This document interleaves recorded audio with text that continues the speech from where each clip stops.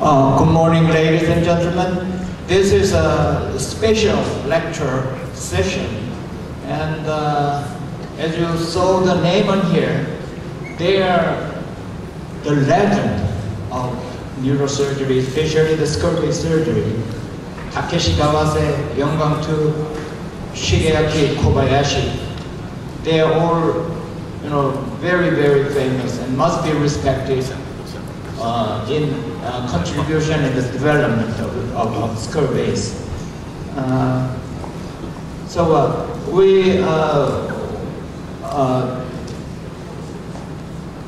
I would like to invite Takeshi Kawase to talk about surgical secrets for skull base meningiomas.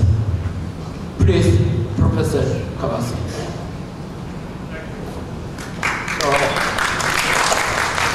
I have to talk again. So this is a lovely picture taken 1.5 years ago. It was taken in University of Taiwan. So Professor Tu and Professor Yoshida and me there. So we enjoyed a good time. So today's my topic is surgical secret. For large skull-base meningiomas, small meningiomas is easy, but large meningiomas is very less risky. So such a huge meningioma, how to remove it safely? So I will present my 5 technical secrets. They are not written, well written on textbooks. So this is the secret one. Neurosurgeon easily cut the dura so fast, but do not cut dura so easily. Please work epidurally.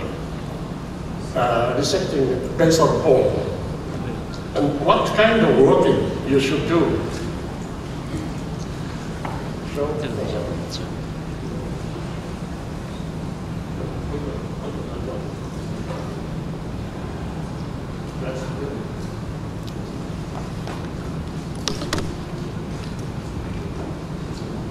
okay.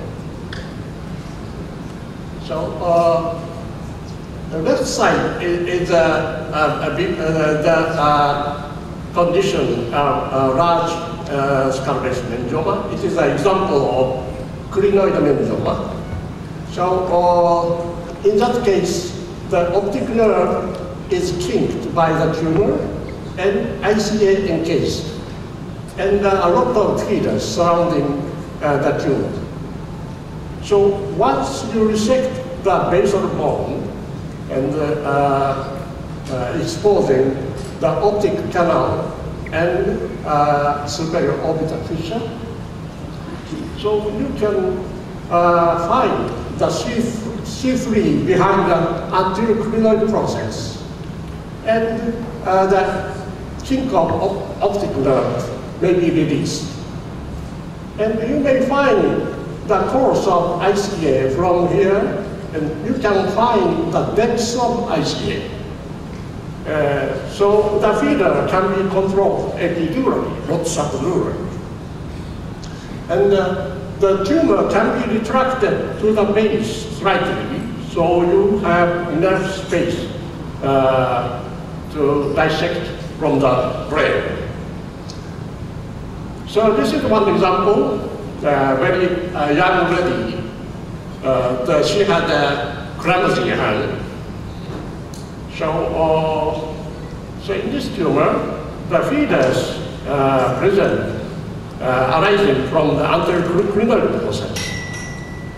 So basal bone is resected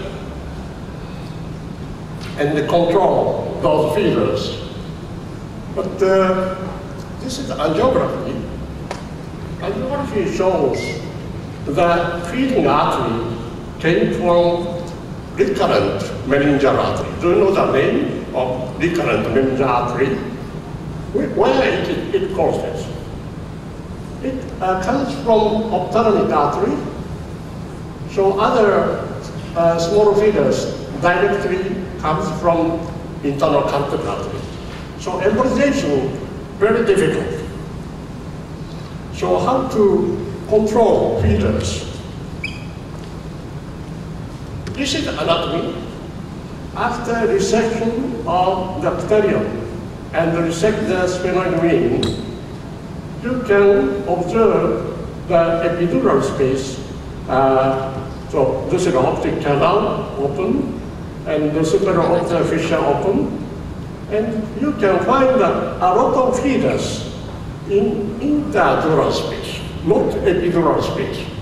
Most of the feeders causes in interdural space. So if you cut the periostal layer on the orbital fissure, you can find the recurrent meningeal artery and other feeders. So you can control those feeders epidurally, not subdurally. So please note, and after removal of anterior cranial process, you can find other feeders. So this is a movie, how to control it.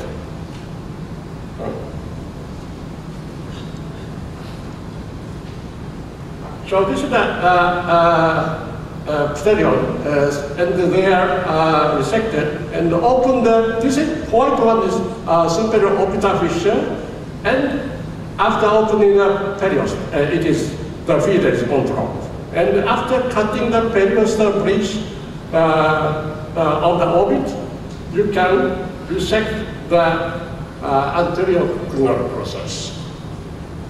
So after this, most of the feeders can be controlled. So please note, no retraction damage, because the tumor can be retracted toward the base, enough space. Excessive retraction is not necessary. So the clamsy can disappear. She could lie down. And another point, visual disturbance sometimes worsen by meningeal surgery. And why? Especially in the ipsilateral side, the optic function sometimes worsen. Because the optic nerve was already kinked by the tumor. So kink release first in epidural, not subdural. So this is one example of large tuberculosis meningioma with visual disturbance in this side. So by opening of optic canal epidurally, you can find the kinked damage on the optic nerve. You will find sometimes. So this point is released by resection, by opening of the optic canal and the cut the dura. So this, not after the tumor removal, but before tumor removal, you must open the optic canal. So especially if the patient has a invasion, tumor invasion into the optic canal, the optic canal must be open epidurally, not subdurally. So next point, the carotid artery is completely encased in the tumor. But it is located very close to anterior cranial process. This is the anatomical landmark of of the location of carotid artery.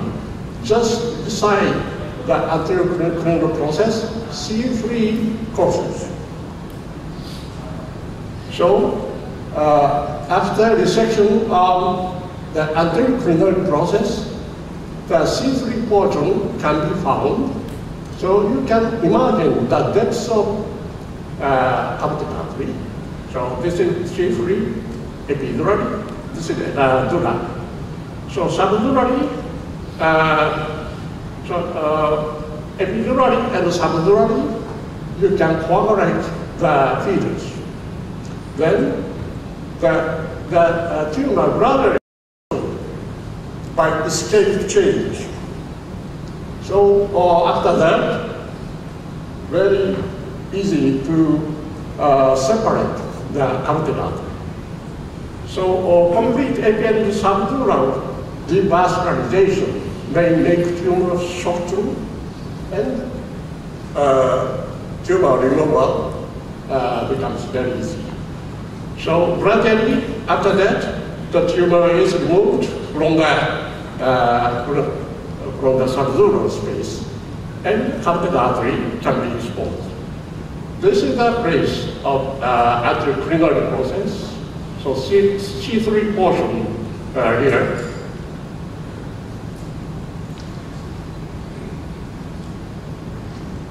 So this concept is the same to other meningiomas. Not only the sphenoid meningioma, but for the petroclival meningioma. This concept is the same.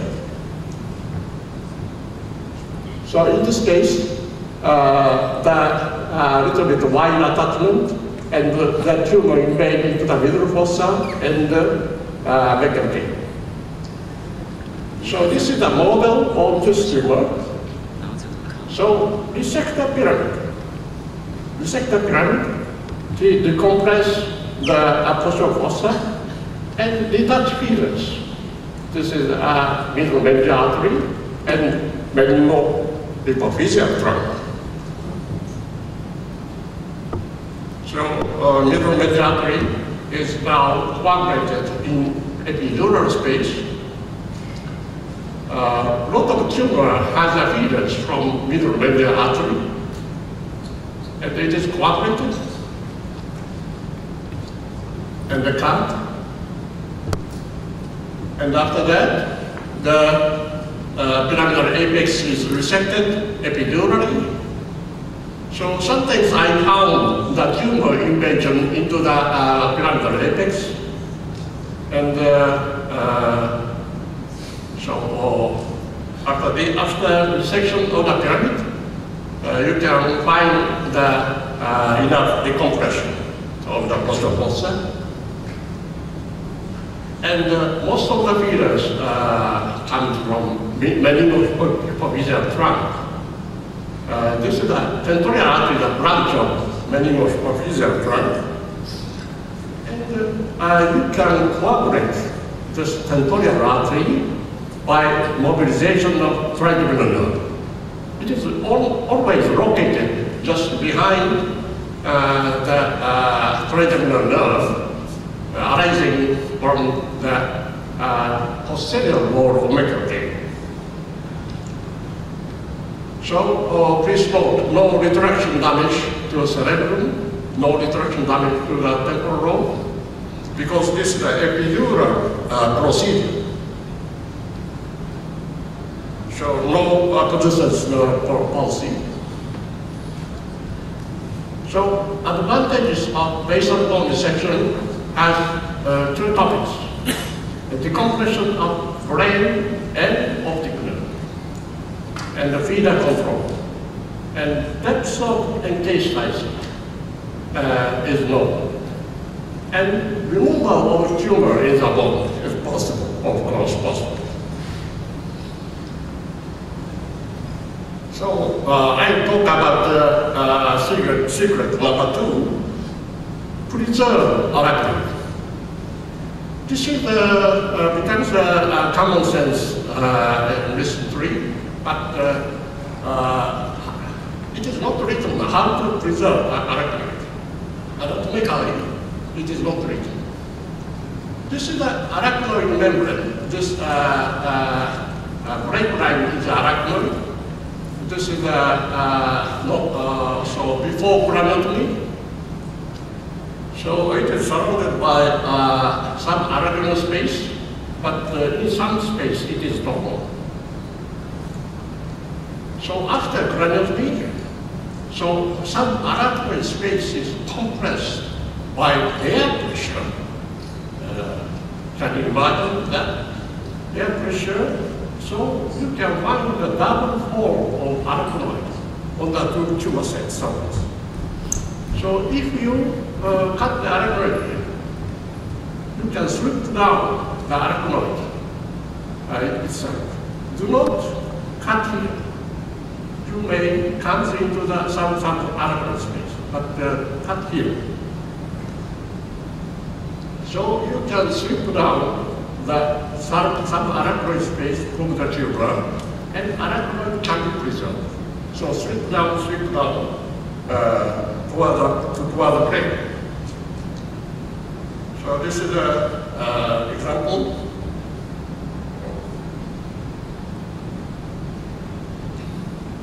So arachnoid is now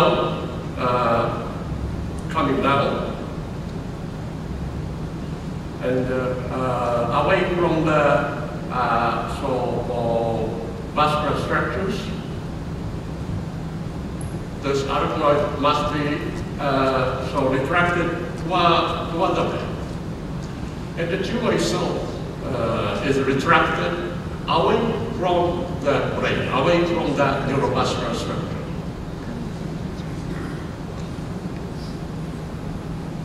So, secret number 3. Do not retract the brain, but retract the tumor away from the brain, not toward the brain. So, during internal tumor decompression, you can retract the margin of the tumor toward the base, away from the brain. Then you can find enough space for sharp dissection between neurovascular structures. So this is very important tool. This is the surgical tumor radiotherapy. Without this tool, I can't operate. So this is one example, very huge meningioma. So this is a tumor retractor. So this is neurovascular structures. Tumor must be retracted away from neurovascular structures and removed. And multiple steps of this one. So tumor can be removed totally.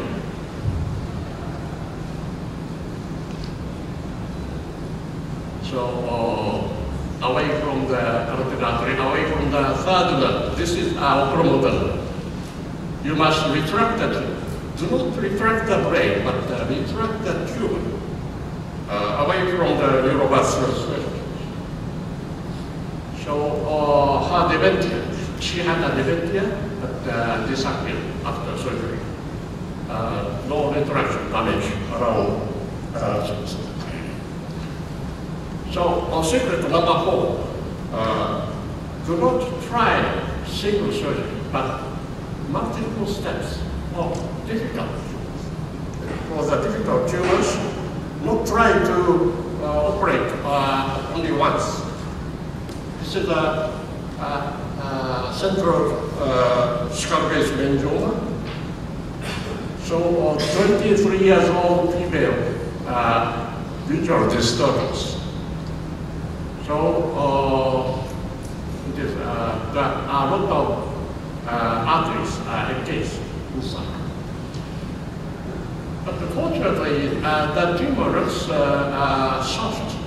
So I tried the pteriolar approach first, and I found that the tumor compressed the second nerve and third nerve. And it is removed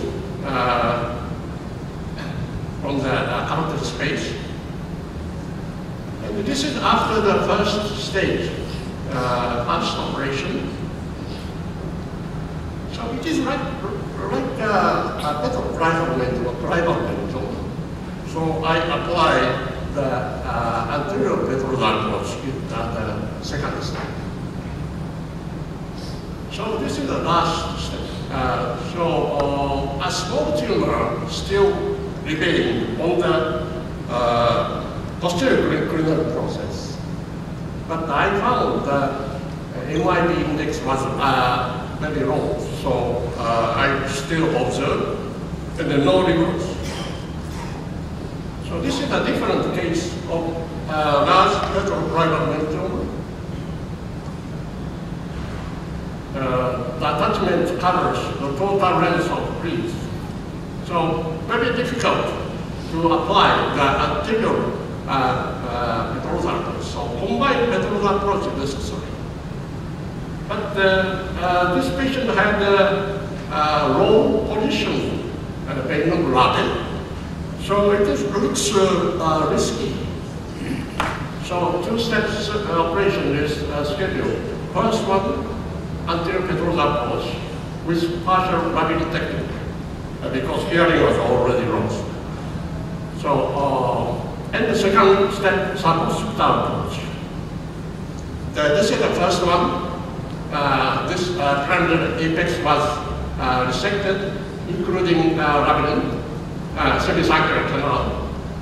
And I found the seventh and eighth nerve complex, but I did not dare to remove this site of the tumor.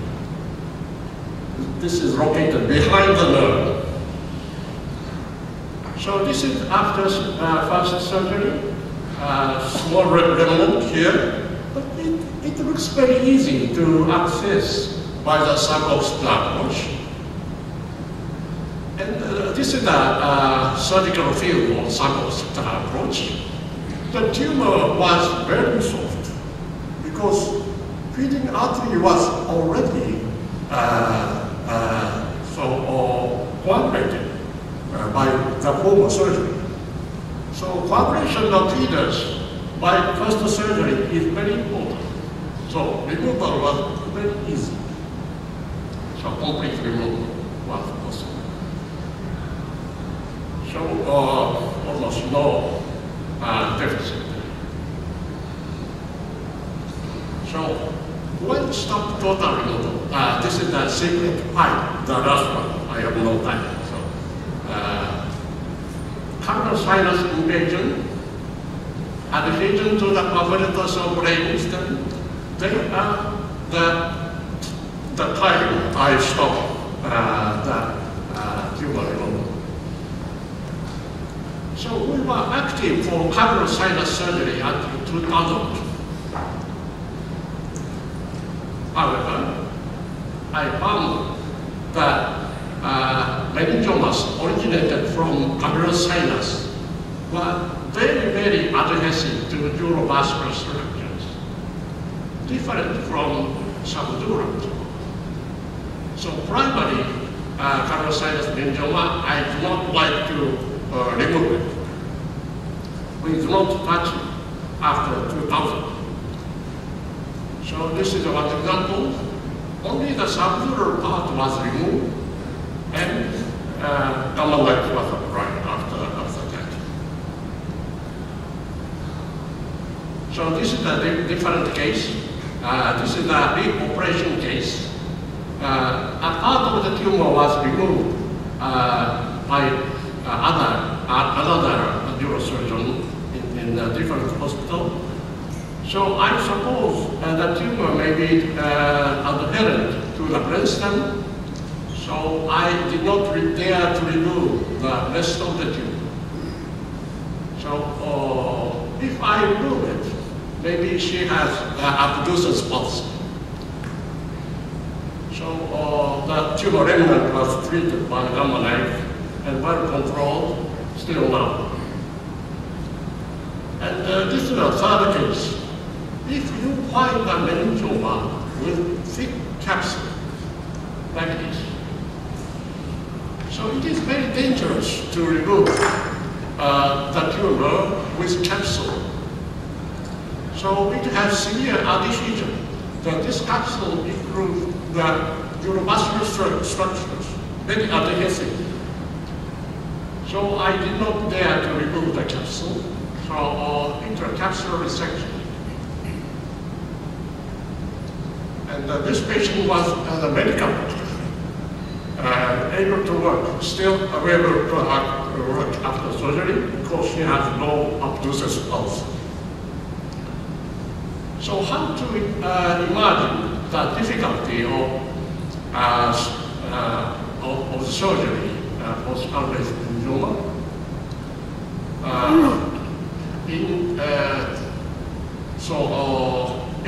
9 years ago, we published the APG score. This scoring correlated with surgical risk. So please note such a paper. This is my conclusion.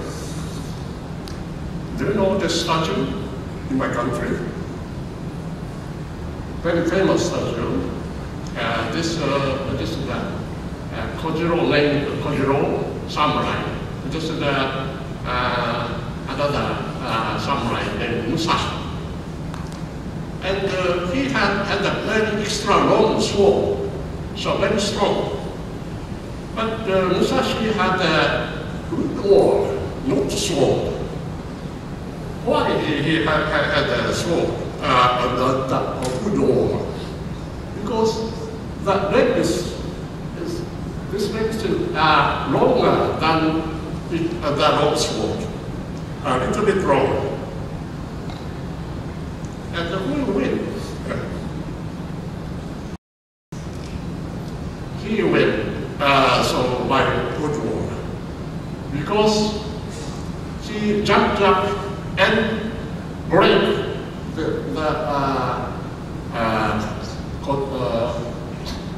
Kojiro's head, break Kojiro's head by good war.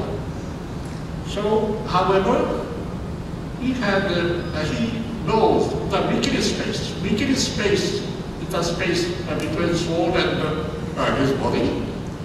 It is the same for a surgeon. Surgeon must know that issue. Because sometimes they have to escape like this to spare their complication. But this weakly space should be minimal for best neurosurgeon.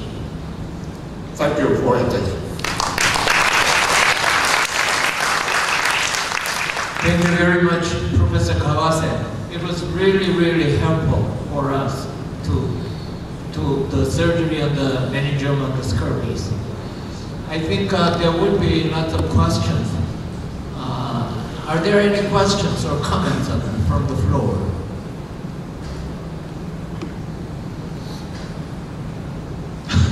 No question? Because there must be many questions, but because the content of the lecture was very wide. Okay, Professor Kawase, how is your gross total resection rate of the Peter-Kleiber meningioma? 100. Gross total resection rate of the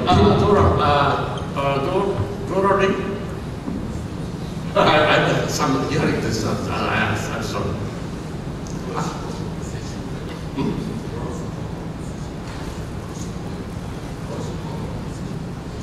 I'm sorry. Resection. The total resection rate. Yeah, resection, total resection almost 67%. 67% is a total removal. Yeah. Can you understand? I removed the 2/3 of the cases. But it is only indicated for anterior petrosal approach. If the tumor is very huge and apply the petrokleiber combined petrosal approach, the result is slightly worse. Okay, thank you. Any more questions? Petroclival meningioma, one of the most difficult tumor in the brain, and even the expert like Professor Kawase cannot remove all the tumor. So you must not be very disappointed when you are doing this tumor. Okay, thank you so much, Professor Kawase. We really learned a lot from your lecture. Thank you. Thank you.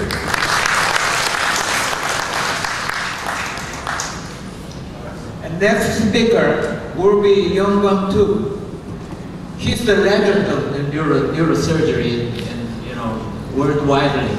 So he's the representative neurosurgeon of Taiwan, and he was working very, very hard from very young. And he will today give us a lecture on the skull-based approaches for vascular lesions. Professor Tu, please. Thank you very much, thank you. For this presentation, initially I want to propose another topic, but the scientific committee chair, Dr. Zheng, he advised me to give this talk. Because creeping and aneurysm nowadays has been a lost art in neurosurgery. Because interventionists, they are so dominating in their field, and they try to put coil, stent, and flow diverter in every single case of aneurysm.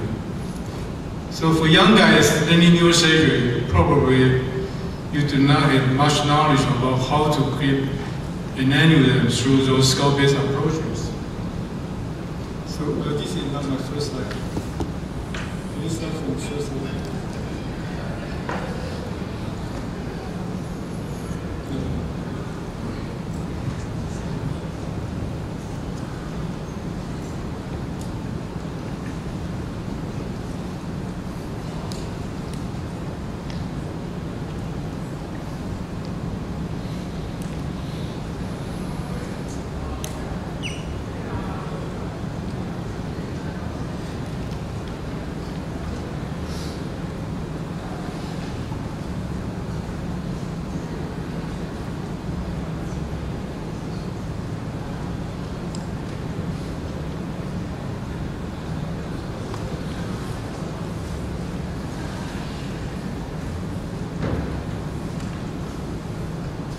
So I select this topic for this presentation.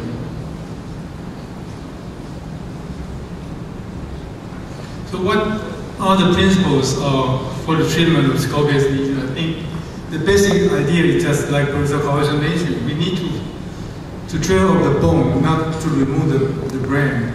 So we need to make the skull-based bone, especially for those bony prominence to become flat. By doing so, we can shorten the distance from our dural opening to the lesion, and it will be much easier for us to drain out CSF. So then we can minimize brain retraction. For vascular lesion, there's another important thing is we need to gain space for proximal control, which is very important during the creeping of the aneurysm.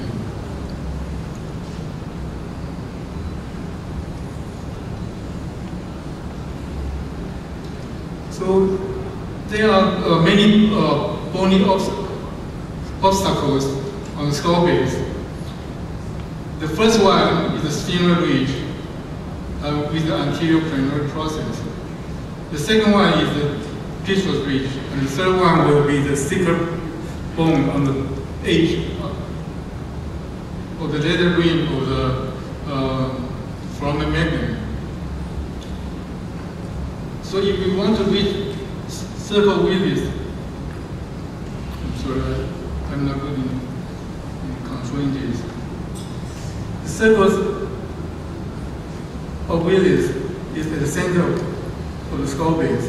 So no matter you're coming from the front or from the back, those bony ridge will obscure your vision to the lesion. So you need to try to remove those bony obstacles as much as possible. And then the other thing is the muscle, the temporalis muscle. Sometimes you want to see from below to above. Those muscles and the diagrammatic arch will also obscure your vision. So those things we need to make it flat to enable us to see the vision in a shorter distance and in a very straight trajectory.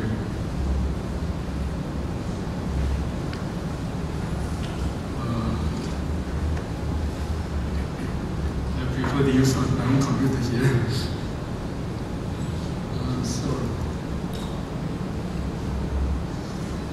So what are the major scope-based approaches?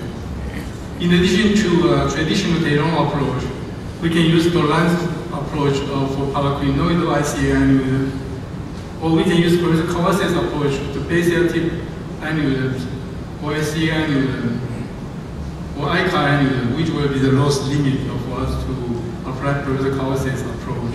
We can use PC-Moy approach to the basic tram and ICA. Also, for some point-time carcinoma, we can use this approach.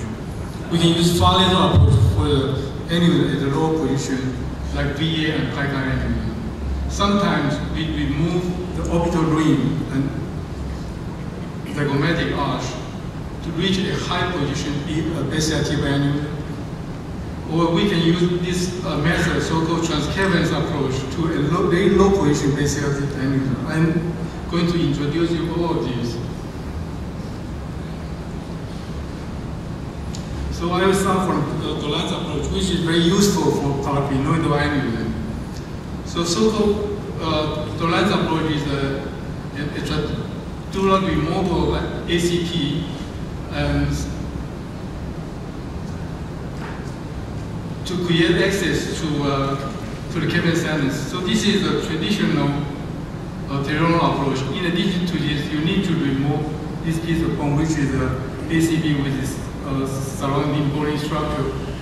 Originally, Professor Dolan advised to remove the orbital roof, to me, which is not necessary. So we call it only the removal of ACV and modify Dolan's approach. If you want to attack lesion inside the cavernous sinus, you need to do this extended middle fossa resection to widen two foramen rotundum and foramen ovale at the middle fossa.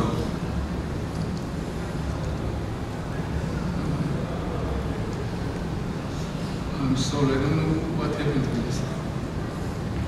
So, for the paracrinoidal aneurysm, we have ophthalmic aneurysm, hypophyseal aneurysm, caudate cave aneurysm, which was first described by Professor Kobayashi and here. And then we have a crinoidal segment aneurysm, which is between the distal and proximal epidural ring. And sometimes we may encounter a dorsal aneurysm, like a Bristol aneurysm.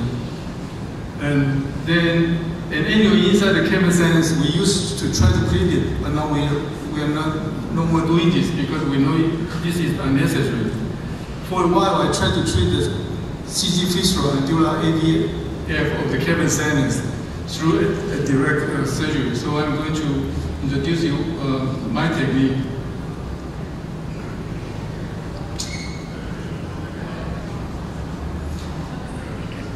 So the most proximal lesion will be a caudate cave aneurysm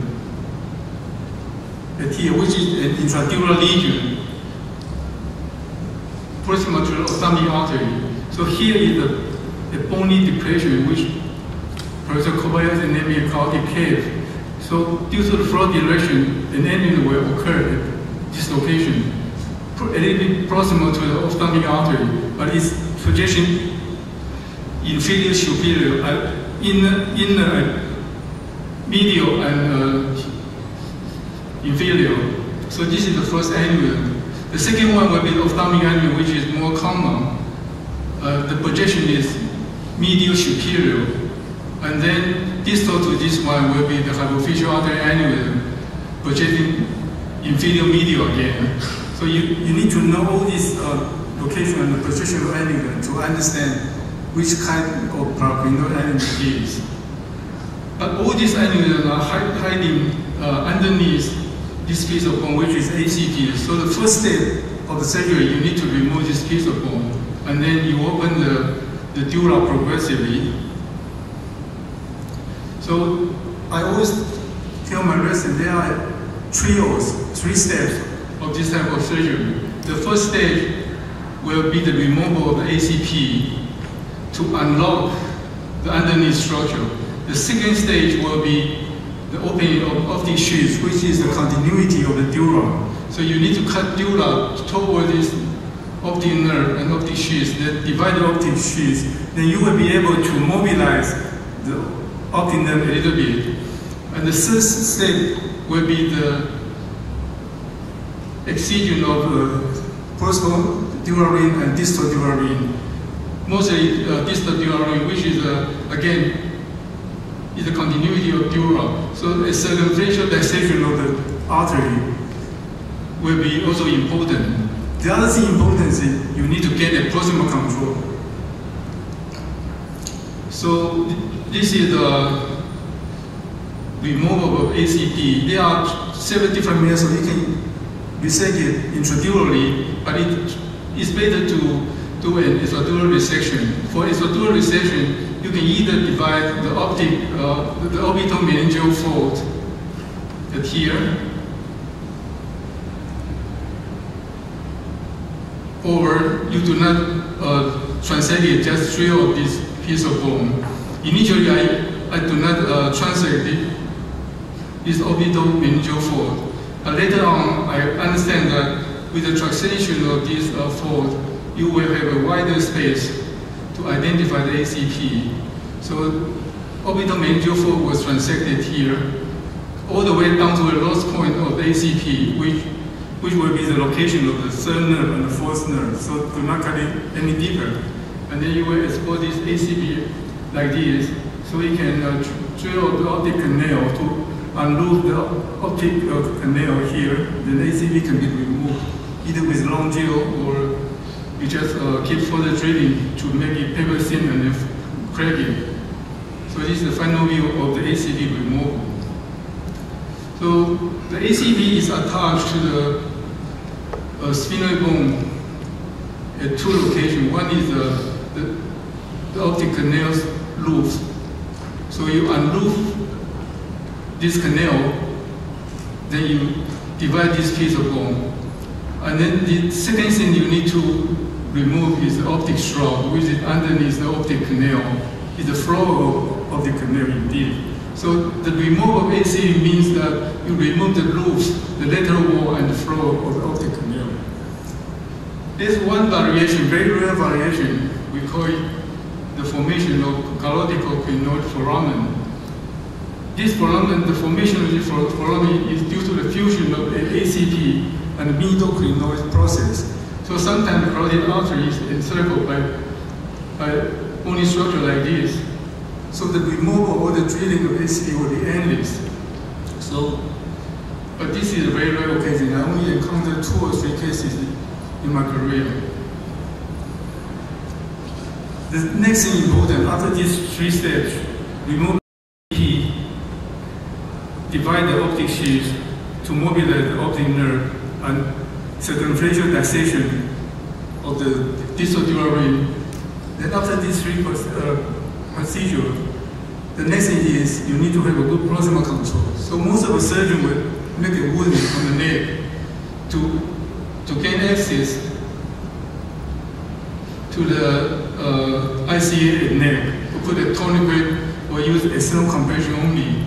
Sometimes for a giant annulus, we need to use a suction decompression technique with double lumen balloon catheter, or you ask your interventions to help you to insert the balloon catheter.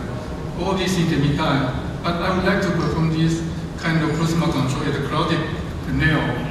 I put a silk ligature around the carotid artery as a tourniquet, or I can insert a 5-flange forgatic catheter into the canal for a good proximal control. And I'm going to tell you my reason. The other alternative is you open the cavern sinus to obtain this segment of ICA, and you clip there. But the best way to me will be the opening of the carotid canal. After you remove the ACP, you divide the removed ACP, you can swing your microscope to middle fossa and to try to identify the great superficial pesoso nerve at a cross-cut triangle here. And then you start your drilling just lateral to the GSPN. So this is a picture taken from the real surgery. The first stage will be the identification of foramen spinosum to divide middle major artery here. So you explore the cross-cut triangle here to identify TSPN, which is attached to the dura. So with a sharp dissection, you isolate this nerve, and then the cardiac canal will be just underneath this TSPN. Sometimes it does some variation, so it's better to use stop prong to detect the location of the carotid artery. Then you drill up this piece of bone. So this is coagulation and division of middle major artery to mobilize the dura, and the GSPN is here. A little bit later to the GSPN will be the carotid canal. You drill up the carotid canal, then you can either dissect the periosteum inside to put a seal ligature to make a double loop for proximal control, or you can insert a 5 French balloon. Whenever you need to have good proximal control, you inflate the balloon. And the reason why I'm doing this is, here I try to put a clip here, but it does have 2 disadvantages. Number one, the canal is so shallow, so it's very easy for the clip to slip off during your surgical manipulation. Secondarily, after this epidural procedure, you're going to open the dura, and it will be impossible to flip the dura back and forth for this proximal control. So it's better to put a seal ligature like a tourniquet, like here. So whenever you need to have control, you just pull from outside, then you have a good proximal control. Or you inflate the balloon from outside, and then you have a good proximal control. So this is a method I would like to advise everybody to use. It's very simple if you know where is the carotid canal. The other advantage to open the carotid canal is whenever you need to perform a bypass, you can do this Fukushima bypass, which is the short graft bypass from the Pissos carotid to the supracrinoidal carotid. So for this case, I have a giant annulus at here, so I trap the artery after this graft bypass. So this is a short graft bypass from Pissos carotid to supracrinoidal carotid. Or you can open the human sinus progressively from C2 portion, open the distal dural ring, proximal dural ring, get into the general of the carotid artery, and then this C4 portion will be a good place for you to put a clip here if you are dealing with an annulus dislocation. But this is more troublesome, so very rarely I use this technique.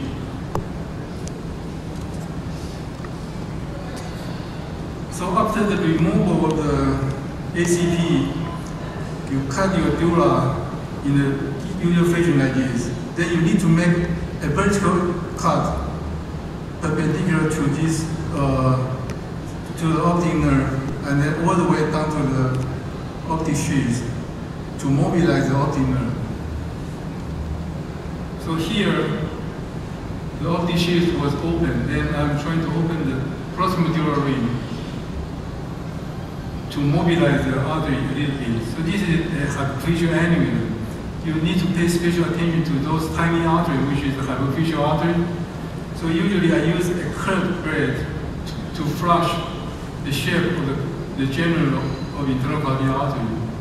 So always, because the annulus is projection medially, so we are coming from lateral. So always you use a penetration clip, like what I have shown here. So these few pictures are going to show how important is the mobilization of the optic nerve. Without the mobilization of optic nerve, this annulus will not be possible to be clipped. So we try to cut off this sheath here, and then the nerve can be mobilized a little bit. So put a piece of gel from here to be able to put a clip here, not damaging the optic nerve. And then after this procedure, we try to shrink the annulus, and then the optic nerve has a very good decompression effect here. It was compressed by this aneurysm very tightly. For the next case is another ophthalmic artery aneurysm. Again, after the removal of this piece of bone, which is the ACP, we try to mobilize the optic nerve and then cut the arterial membrane. So try to identify the neck at the ophthalmic artery. And then put a straight clip here to decompress this nerve. This nerve was kinked by this aneurysm. So the patient had a lower visual field deficit because the upper part of the nerve was pushed against the canal, the bone. So this is the post-op control angiography. A giant ophthalmic aneurysm here was hiding underneath the ACP. So it's showing you how important is the removal of the ACP. So after the removal of that piece of bone, we were able to put 3 clips to obliterate this aneurysm. Again, I'm going to skip this in order to save the time. A tiny dorsal aneurysm, which is the blister aneurysm. Actually, you cannot create this aneurysm without the removal of the ACP, but it will gain some space for you to create the aneurysm from the anterior, like this. If the ACP is removed, you create the aneurysm from this direction. From this direction will be more difficult. You need to have more brain restructuring.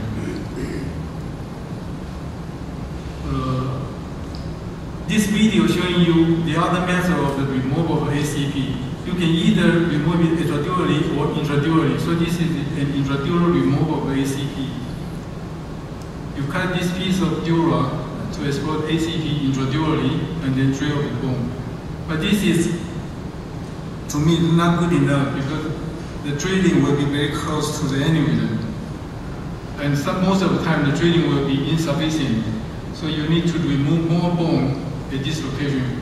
This case was a case of failure. We have a small remnant here because the bony drilling was not sufficient from intradural approach. The breadth of the creep was cannot be pushed further because the bone was here, a small piece of bone was here. So this is an insufficient creeping. And always for this hypophyseal aneurysm, we use a penetration creep. For the crinoidal aneurysm, you need to have more circumferential dissection of the distal dural ring. So during the surgery, after the removal of the ACP, the mobilization of the optic nerve, you need to have almost 360 degrees of circumferential dissection to explore this aneurysm. The aneurysm coming from the segment between distal and proximal dural ring. That's why we call it crinoidal aneurysm. Then, even almost circumferential dissection of the dural ring is still not sufficient. So we need to have more cut here to enable us to put a creep on the neck.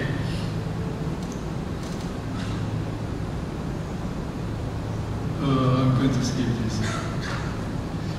Nowadays, most of this type of crinoidal aneurysm will be treated by flow diverter, but allow me to show you the result of flow diverter. This is one of the meta-analyses published very recently, a few years ago. The complete occlusion rate of the aneurysm is only 79%. So that means 1 out of 5 patients, the treatment will not be insufficient. And they have a very high mobility and mortality. The combined mortality mobility rate will be as high as 15% or 16%. And in our series, we have 65 patients harboring 71 crinoidal aneurysm. So all these patients we treated surgically, and our obliteration rate is much higher. We have a 93% of obliteration rate. Only 7% of patients have incomplete obliteration. Combined mortality and morbidity is about 8%, about half of the result from flow diverters study. For a larger one, still you can use the same technique to remove the ACP, and then you open the dura to put multiple clip there. So for this jet aneurysm, I use 4 clips to reconstruct the supracrinoidal ICA. So you need to make several tentative clipping and then try to adjust the clip in a very good location, not include those perforators inside the blade of your clip. And so finally, we were able to reconstruct this segment of supracrinoidal ICA to obliterate this aneurysm. CT fistula was nowadays treated 100% by interventionists, but 30 years ago, the interventionists only used a balloon to occlude it, and sometimes they fail to occlude the brain of the fistula. They have to sacrifice the internal cardiac artery. So I asked them not to sacrifice the internal cardiac artery. So we have many cases sent to the interventionist first, but they fail to obliterate the brain of the fistula. Then we try to perform a direct surgery to the cavernous sinus. So the method is try to open all the compartments of the cavernous sinus progressively, and we obliterate those spaces. So finally, we can treat this fistula. We can treat the aneurysm to clip it, open the Parkinson's triangle to clip the aneurysm, or we can treat the CG fistula. So my method was finally become different from Parkinson's method. Parkinson used to open this triangle, the infratrochlear triangle, which is also named as Parkinson triangle. But we attack these lesions from the front. We open the anterior medial triangle of Dolan's, which is the equivalent of clinoidal triangle and oculomotor triangle in Rothen's description. But anyway, we open the cavernous sinus from the front and progressively go to the back. So here will be the main location of sinus packing. So we pack the sinus, then we can open the whole length of the internal cardiac artery. This is one of the patients with traumatic aneurysm here. So we open it and treat the aneurysm here. This patient cannot be treated by the interventionist because it's something like a false aneurysm, not a true aneurysm.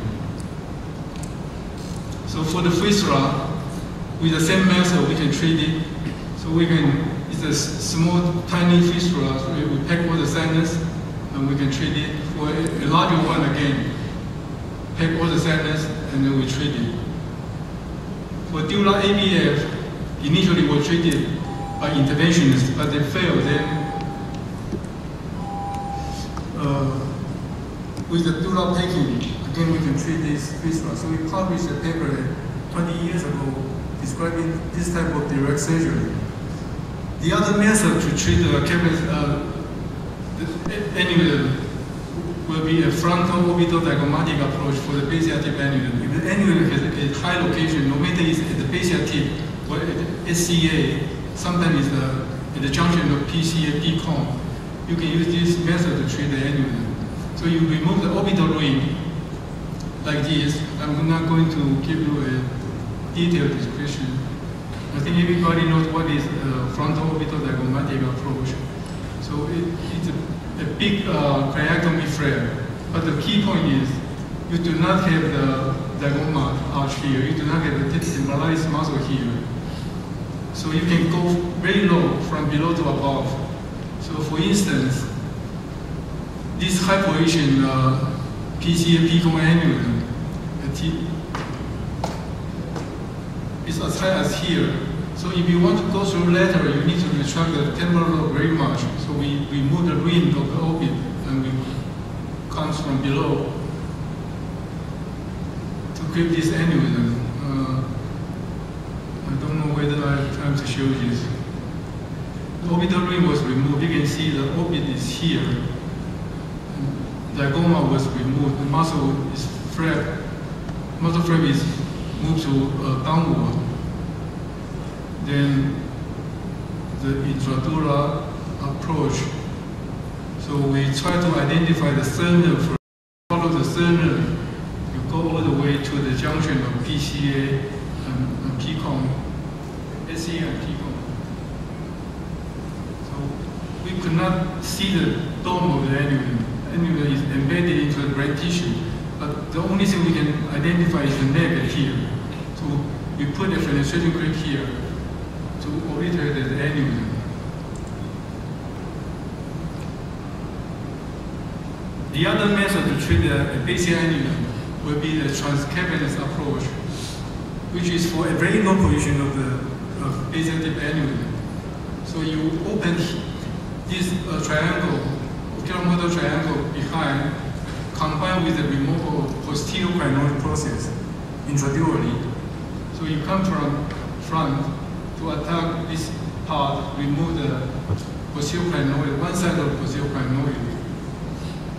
So for instance, this giant basic tip annulum, we use this method to identify the posterior crinoid, and then we drill this bone and make obliteration to this portion, which is the oculomotor triangle, the posterior oculomotor triangle here, to gain space, to get into the posterior fossa, so we can identify the basic trunk here. We need to have a good proximal control in the basic trunk, and then remove this thrombosed giant annulum and to clip to reconstruct this giant annulum. So this is so-called transcavernous approach to a basic tip annulum.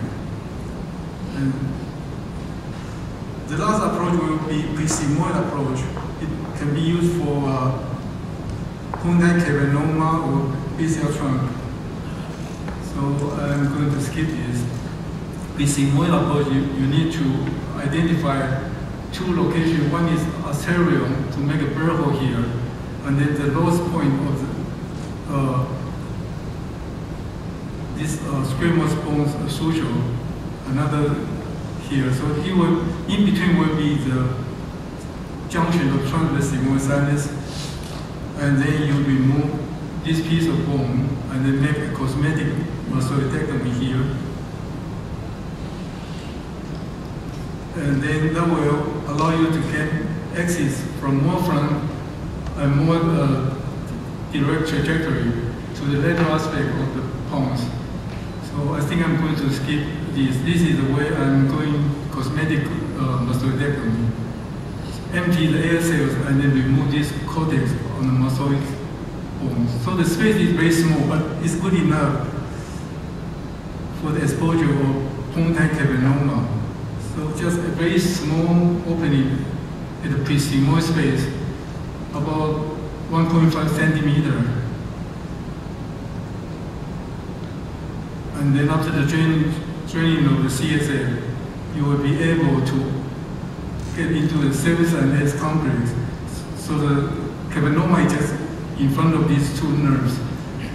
So we try to identify the location of cavernoma with a navigator and open the pons at here.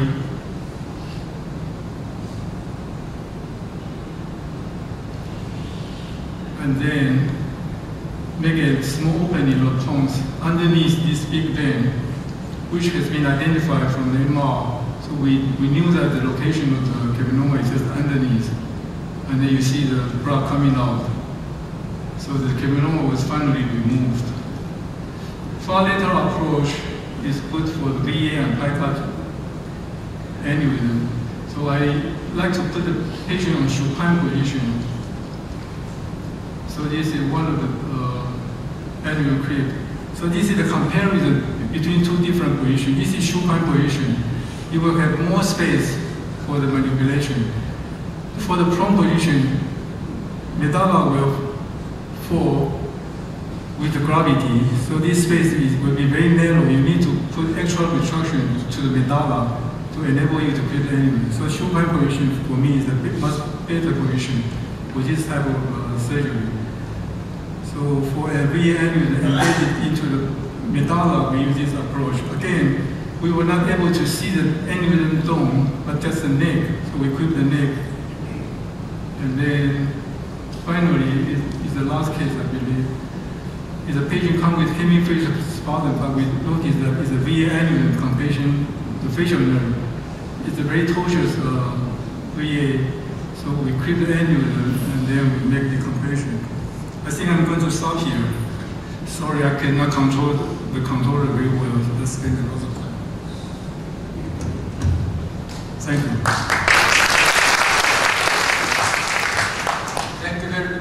Thank you very much, Professor Tu. We here reviewed a vast area of the paraclinoid and posterior fossa aneurysms and shields. And we already passed over 10 minutes, I'm sorry. And so I would like to have one question only from the floor. Any questions or comments? One minute.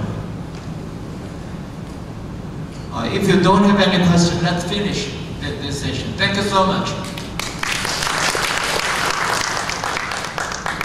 The next speaker will be Shigeshi Kobayashi.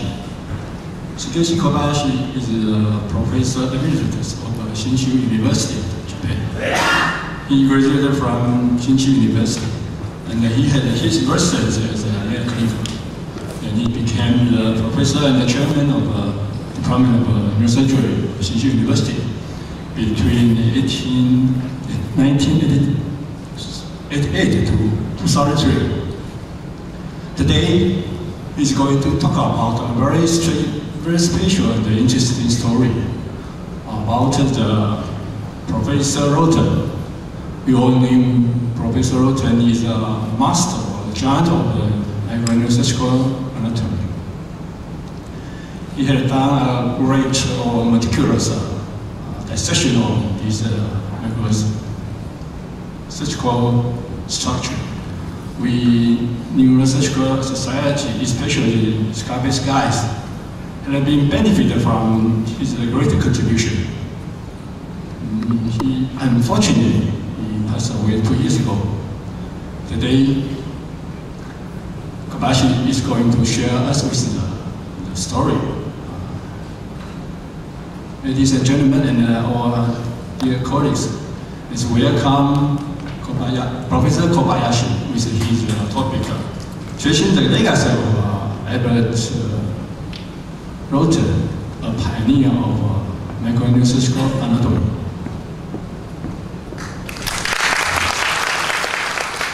Mr. Chairman, Professor Shen, Professor Tu, and distinguished guests, ladies and gentlemen. My talk will be on Professor Roten. I'm sure everybody has good and lot of memories of the late Professor Roten. And this is the way I see him and his legend. He died, as just mentioned, 2 years ago, and attended the funeral in Greenville, Florida. And at the suggestion of Professor Tu, at that time, the Federation President, I wrote my note in the Federation newsletter, and in that I said this funeral was called Celebration of Life. And in that, Dr. Oliveira said, the death of Professor Roten does not lead to the suspension of the work done in his laboratory. And he said, otherwise, the further development of microneurosurgical anatomy will be at risk. To my surprise, there was an applaud never seen before in my life. Introduction. As I see what microneurosurgical anatomy, there are three things. One is the topographic anatomy, the fusion image of the neural structure, vasculature, cranial bone, and membrane. The secondly, this is the roadmap for conducting an accurate and safe microneurosurgery according to Dr. Roten. And thirdly, it is to understand various approaches, view them and evaluate them, and may help create new procedures. Now, these are the articles we wrote after the death of Dr. Roten 2 years ago. And my content will be some of the things we wrote in these articles. Dr. Lawton graduated from Washington University School of Medicine, then had an internship at Columbia Presbyterian Medical Center. And then he went back to Washington University to complete his neurosurgery residency under Professor Schwartz. You may know he's very stern, strict, and dedicated neurosurgeon. He was the editor of Journal of Neurosurgery. It is to be noted that he was an instructor of anatomy at Harvard Medical School because he came to Washington University. And also, Dr. Lawton has 1 year NIH fellowship in neuroanatomy in Washington University. And then he joined Mayo Clinic as a staff neurosurgeon. And I worked with him for 6 years as resident and research fellow. Then he went to University of Florida in 1972, and he worked there until his death. Now, this is I recall from his book is the kind of rustic birth home, and this reminds me of Abraham Lincoln's home in Kentucky also. And he went to this humble elementary school. In 1962, for 6 years, he was at Mayo Clinic. This was the Mayo building when Dr. Lawton and I were working there. Then he went to University of Florida. And this is the recent building called the McKnight Brain Institute. Now, what Dr. Lawton work and philosophy. One is the research, as you know, on microneurosurgical anatomy, and secondly, education for spreading anatomical knowledge worldwide by cadaver dissection courses and seminars. And thirdly, developing microsurgical instruments to improve surgical approaches, instrument and technique, and finally, to improve patient care worldwide. And as I see his character, characteristically, I think he's a career design person, and a challenge, and perseverance in his work, devotion, and he said himself the anatomy is his hobby. Now, what some other people say about his nature. One of the characterizing Dr. Lawton from his related people, as you see at the bottom, he say humble, humility, kind, caring, perseverance, keep working, dedication, competence and compassion, gentle, safe, accurate and precision and dissection and education and real icon. Now, Mayo Clinic time. Just before he joined Mayo Clinic, he had a 1 year fellowship in neuroanatomy, as I said before. And during that time, this is a result of his research on cranial nerve, but all of them on the basis of animal experiment. Now, this is a recent publication from Mayo Clinic, appeared in Neurosurgery. Dr. Lawton's time at Mayo Clinic at the beginning of remarkable his career. Now, in this paper, they listed the case numbers, numbering 500 to 600 a year by Dr. Lawton. You have to notice here that the 1 year deficient of so many surgical cases. Why? Professor McCarthy, at that time the chairman of the Department of Neurosurgery, he said, you go ahead to the laboratory for 1 year. Dr. Lawton didn't like that very much, but this diversity of the clinical experiences he liked this at Mayo Clinic in, quote, forcefully devoted love, time, influenced his data career according to this article. And we resident worked with him and published some papers. All of them are on the basis of the human cadaver dissection except one. And these were all cranial nerves. Mine was maybe the earliest one, and nervous intermediates. Then followed by Chris Edmondson. And then this is for a trigeminal nerve. And then Boozer worked on below cranial nerves. And this this nervous intermediates paper, or the first paper in the entire series of microneurosurgery anatomy by Dr. Roth. Now he went to University of Florida in 1972 and established Roth Laboratory, which started in 1975 until his death. And the two main works he did in this laboratory. One is the cadaver dissection course for neurosurgeons from in and outside the United States. And secondly, the neurosurgical anatomy research, which produced so many papers, which is now we see from this laboratory.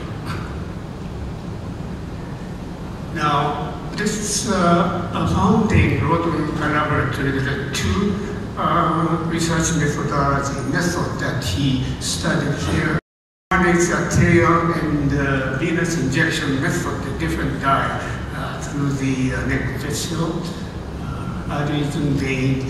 And second method of retouching the black and white photo. You know, at that time, color slides were so expensive, we did it black and white. And retouching is very important in that sense. The piece was doing very good work to delineating all small vessels right here, from here.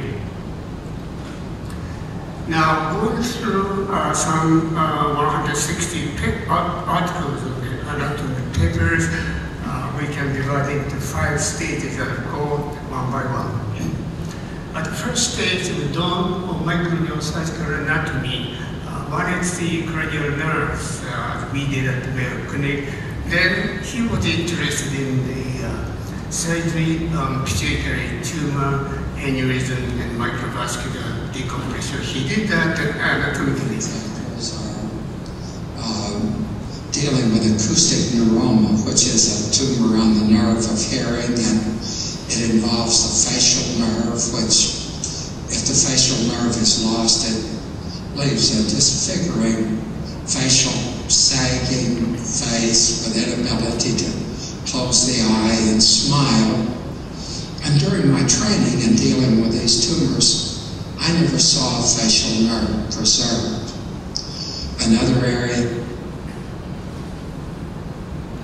And also he was interested in pituitary tumor, the anatomy in that region was published, and he was interested in aneurysm. He said, according to his theory, aneurysm arises at the arterial branching site, which not completely I agree, but I think his theory.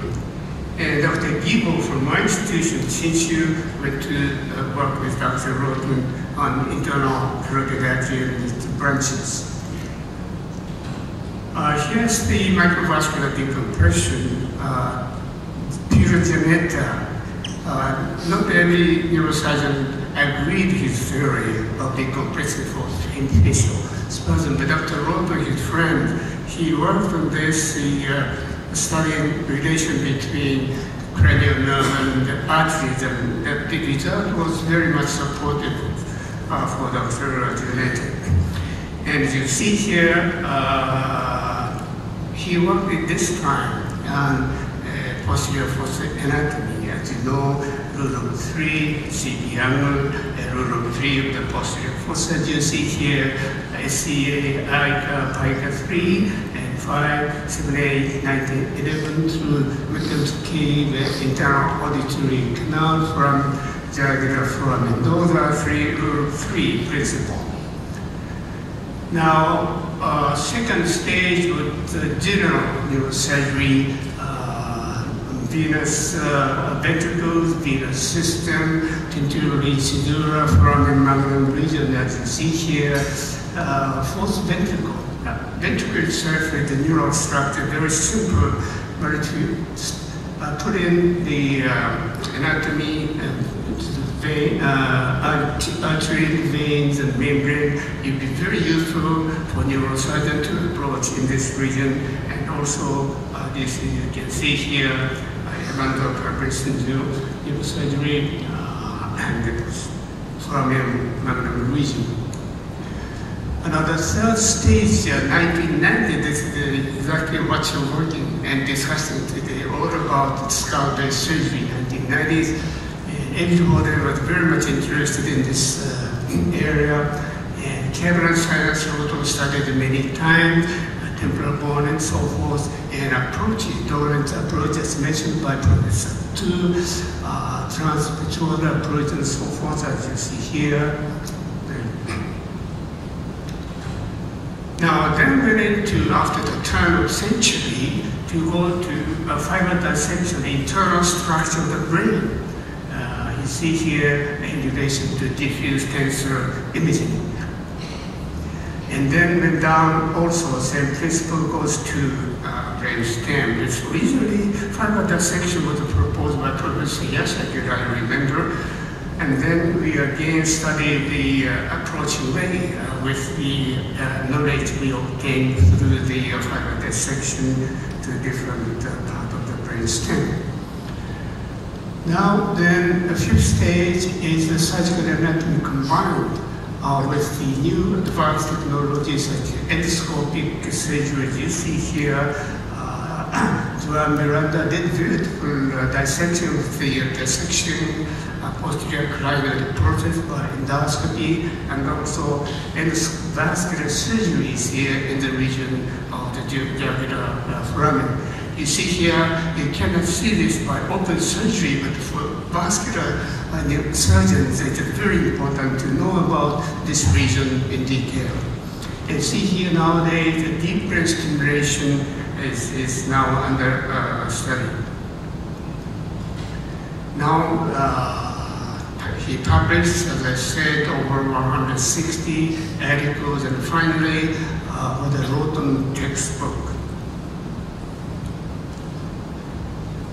And these are translated into Chinese language, Portuguese, and just recently last year into Japanese language.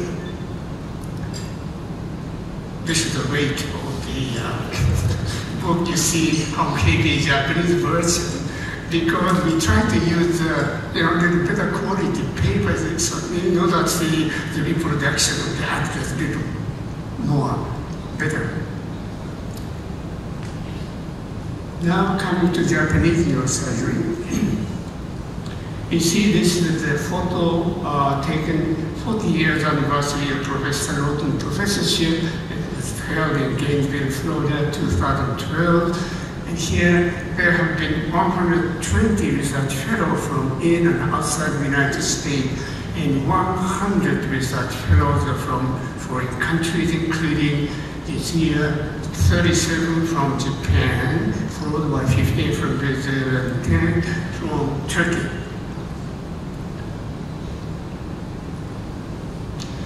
And as you see here in Japan, under a Japanese Society of Microneurosurgical Anatomy, the first seminar was held in 1986, and after that, almost yearly, we organize anatomy seminars with a big attendance, something like 700 young neurosurgeons and neurosurgeons, and each time we produced a proceeding which are very good for people to read in Japanese.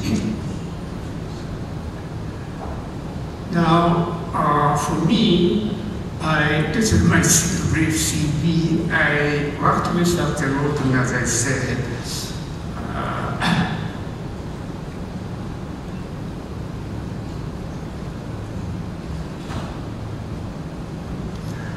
Now, these are my respected three mentors. During my Mayo Clinic days, I got Dr. Sun. them are, as I said, Dr. Roten, and then I worked for 10 years with Professor Sumida at Shinsei University. Now, this is a time from the beginning of the microneurosurgery, and 0 days the big man was active during this time, and I was with them 3, 6, 10 years respectively, but after that I was in collaboration with them until their death. Now, these are fellows from Shinsei University, beside myself, Dr. Gibo, Kakizawa, and some others. Now, this is Gibo's paper again, and this article promoted, instigated my research on the aneurysm in this region, just mentioned by to published this cardiac aneurysm in 1989. It so happened one of the research fellows from Kyushu, Professor Dr. Inoue, found the incidental cardiac aneurysm while he was dissecting one of the specimens. And she also, Oika from Shinshu, described many measurements of the radiography around the anatomy of distal neural ring. Now, Kakizawa is very good at computer graphics, and he did it very nicely. And Dr. Roto liked this kind of procedure for the purpose of education. You see here, you can see at each stage by computer graphics, very useful. And then he published the neurosurgery 3D models and also regional anatomy of the movies, the aneurysm, pituitary region.